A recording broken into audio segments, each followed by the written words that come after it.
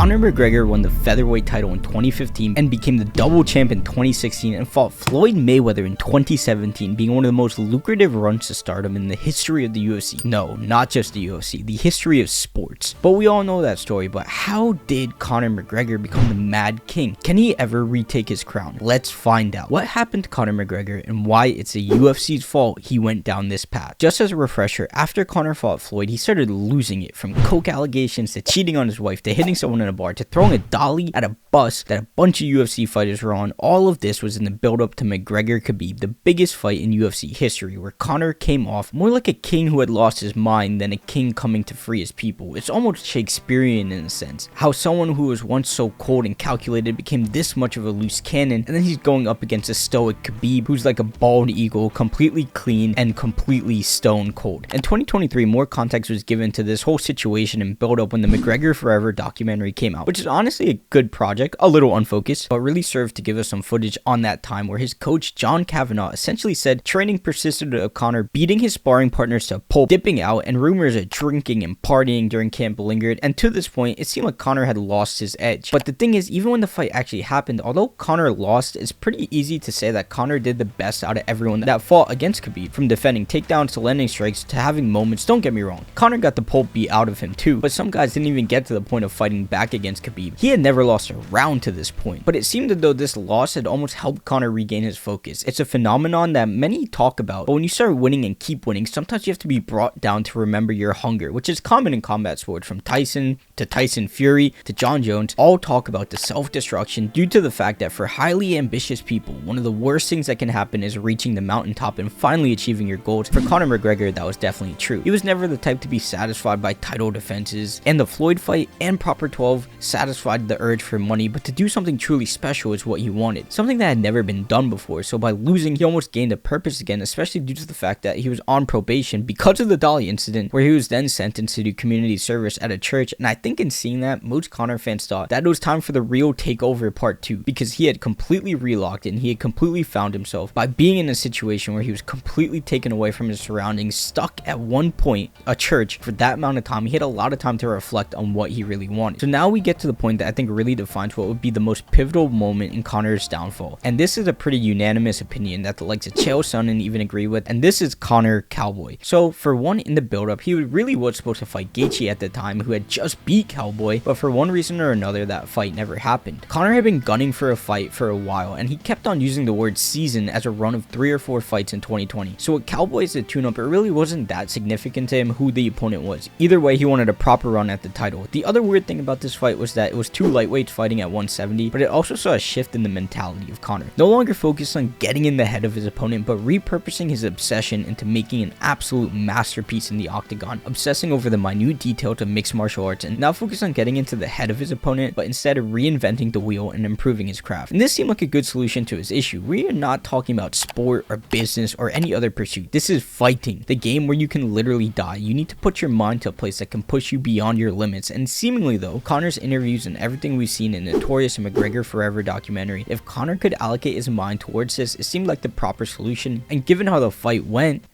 it worked.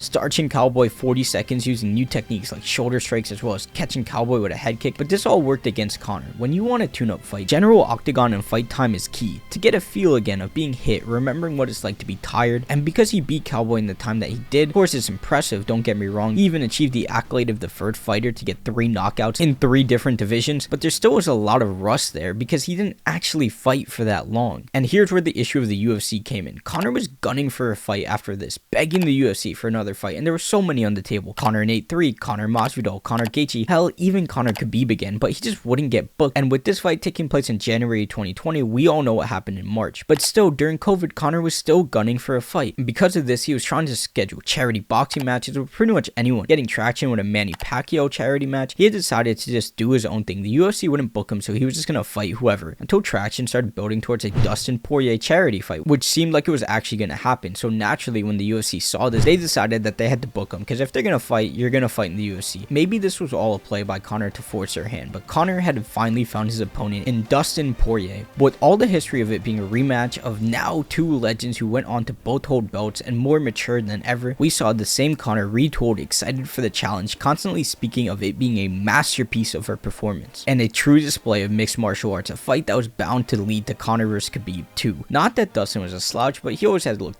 good as a fighter, but not generally considered one of the elite. We all know what happened, with Dustin ripping at Conor's legs and Conor in a heavy boxing stance the whole fight, even getting taken down with ease. It was a really strange performance that led to him getting knocked out, some thinking even out cold. I think there's still a lot of questions about Conor in this fight. He was definitely still rusty in his own words, and the focus of boxing during the camp due to the Manny Pacquiao fight, it all seemingly made sense. I think besides the leg kicks, what's really strange is that Conor hurt Dustin, and in Dustin's own words, he admitted he got hurt really bad, but for whatever reason, Conor seemingly didn't pounce and didn't pick up on the new evolution of MMA with the new calf kick, and went away from his own style that led to him getting knocked out. I'm sure the third fight is still fresh in your mind, with Conor saying he had refocused, him posting himself doing intense workouts, the way over aggressive trash talk, being away from his family during camp. It seemed like Conor was saying, screw this whole masterpiece of MMA thing, it's time to just smash his face. And I feel like it was obvious he was forcing it. He gave probably his worst press conference performance, screaming nonsense, and somehow his Irish accent got thicker in the 9 months in between. Through the documentary, we saw there was definitely concern that his leg was somewhat compromised. That being said, it seemed like there wasn't really clear signs of heavy damage, but based off what they showed, it seemed like there was a slight possibility of something going wrong, but no critical concern. When the fight played out, Conor looked good for about a minute until getting hit with a combination, initiating the clinch, having a decent guillotine only to overcommit to it, which led to moments on the ground where he got smashed. He did land some decent elbows off his back, and of course, he got up, snapped his leg, and seemingly lost his mind. The man did just break his leg, but it's pretty insane he was able to formulate such coherent trash talk in the direction of Dustin, considering his leg had snapped in half. But this period in between 2021 and 2023 with Conor has been an absolute roller coaster. Pretty quickly after being able to move again, we saw him getting really big, clearly using something to repair his leg. I don't know much about steroids, but I think it's pretty safe to say that's not natural. It's been jarring to see his whole face structure shift, seemingly age 15 years in just one, but between getting in fights with MGK, man, if you're gonna get in a fight with someone, MGK, he was also getting into issues at the Miami Heat game, going to combat sports events drunk, but more than that, it seemed like he's struggling to speak, developing almost a stutter, and talking complete nonsense at times, maybe because of the drugs or whatever, but as we see him recover, honestly, in the last 9 months, there's some things to look forward to. He's finally training again, and he actually looks kind of decent, training with PFL's Lau Main to Ian Gary. He definitely is moving well, and he even got his black belt in this time, and the interviews are quite a bit easier on the ears than they once were, forming much more coherent thoughts, and that accent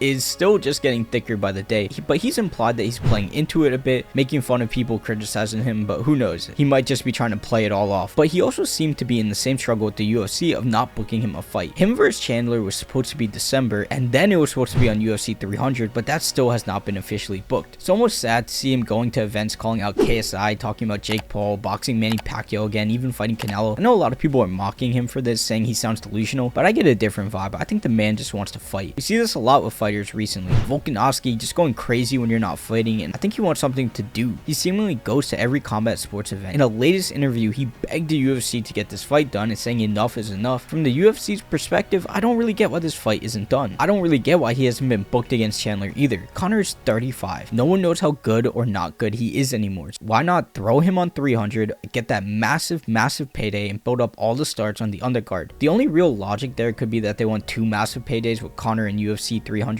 but still, who knows how many fights does Conor have left, and this would make for an iconic event. Part of me thinks the fight could actually be on UFC 300, and it's all a work, but at this point there's no announcement on main event, so who really knows? But at the end of the day, Conor McGregor is seemingly doing better. After being broken down, it seems that he has that fire again, but the real question is if his body can take it. After all the injuries and all the drugs and alcohol, can his body get into state to really do this for 5 rounds? Personally, I want to believe he can, but who knows if Conor can really compete at this level anymore. I want to believe, but without seeing him in a proper fight build-up and fight itself, it's hard to gauge, but it's really clear between mismanagement, misfortune, Conor has fallen down the path that many before him have. From the likes of Kanye to Mike Tyson, he has become the mad king of the UFC that is desperately looking for his crown. If you want to watch a video on what I think his return fight should be, check this one out. If you enjoyed this video, leave a like, subscribe, and don't forget, we're just getting started, we're going to stay consistent, and I'll see you in the next video.